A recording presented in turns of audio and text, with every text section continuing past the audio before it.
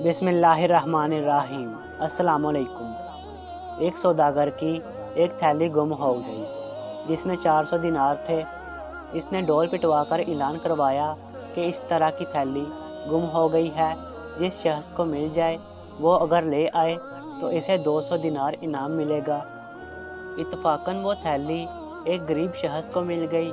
वो इसे लेकर मालिक के पास इनाम की उम्मीद लेकर पहुंच गया, लेकिन सौदागर अपनी थैली को देखकर बदनीयत हो गया और इस गरीब आदमी से कहने लगा, इस थैली में निहायत कीमती मोती भी थे, क्या वो भी इस थैली के अंदर हैं? वो आदमी बड़ा घबराया और समझ गया कि ये अब धोखा कर रहा है और इनाम ना देने के लिए झूठ बोल रहा है। अब इन दोनों में झगड़ा शुरू हो गया। आखिर ये दोनों लड़ते हुए फैसले के लिए काजी के पास पहुंच गए।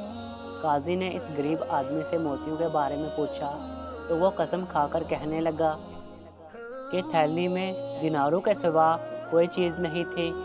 अब काजी ने सौदागर से मोतियों के बारे में पूछा, बताओ वो मोती कैसे थे? सौदागर ने उल्टी सीधी बातें की और सही बता ना सका। काजी समझ गया कि ये झूठ बोल रहा है और झूठ बोलने का मकसद ये है कि इसे इनाम ना देना पड़े। काजी ने कहा, मेरा फैसला सुनो।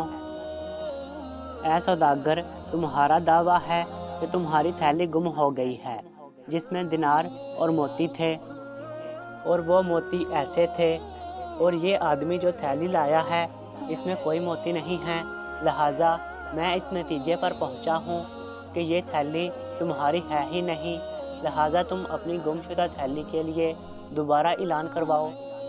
मुमकिन है तुम्हारी गुमशुदा थैली तुम्हें दोबारा मिल जाएगी। बहरहाल ये थैली तुम्हारी नहीं है। फिर काजी ने इस गरीब आदमी से मुखातब होकर कहा, ये थैली 40 दिन तक एहतियात से अपने पास रखो। अगर इसका कोई दूसरा दावेदार ना मिला तो ये तुम्हारी है। सौदागर ये फैसला सुनकर मुंह देखता रह गया और अपने झूठ की वजह से अपनी सारी रकम गंवा बैठा।